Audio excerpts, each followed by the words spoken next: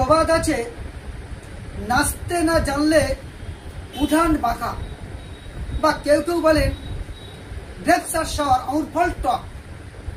এবং এটা আমাদের অনেক শিক্ষা দেয়। এবং গল্পটা আমরা সবাই পড়েছি। একটা শিয়াল খাবারের খোঁজে এদিক ওদিক ঘুরে সে ক্ষুধার্ত ও তৃষ্ণার্ত হয়ে পড়ে। সেই সময় একটা আঙুর গাছ দেখতে পায় এবং তার রসালো ফল দেখে তার ক্ষুধা আর তৃষ্ণা দুটোই বেড়ে গেল।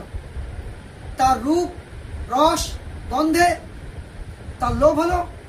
সে ভাবলো আমার ক্ষুধা তৃষ্ণা এটাকেই দিয়ে আজকে মেটাবো। সে প্রথমে লাফ দিল, আঙুর ফলটা তার নাগালের বাইরে ছিল, তাই ছুঁতে পারলো না। সে ভাবলো আমি আরেকটু জোরে লাফ দেবো। সে আরেকটু জোরে লাফ দিল, তা তো হলো না। সে হাল ছাড়লো না। সে ভাবলো আমি দৌড়ে এসে আবার লাফ দেবো, ওকে ধরবো। ছুটে এসে আবার লাফ দিল, তাতেও পারলো না। বারবার লাফাতে লাফাতে সে হাঁপিয়ে গেল। অবশেষে হার মানল।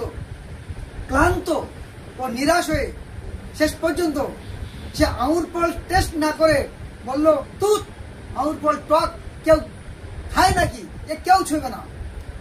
এটা আমাদের শিক্ষা দেয়, অনেক সময় নিজেদের অযোগ্যতা, অক্ষমতা ঢাকতে আমরা মিথ্যা কথা বলি, বা অযোগ্য লোকেরা তাদের অক্ষমতা, অযোগ্যতা ঢাকতে সবসময় অন্যের দোষ দেয়।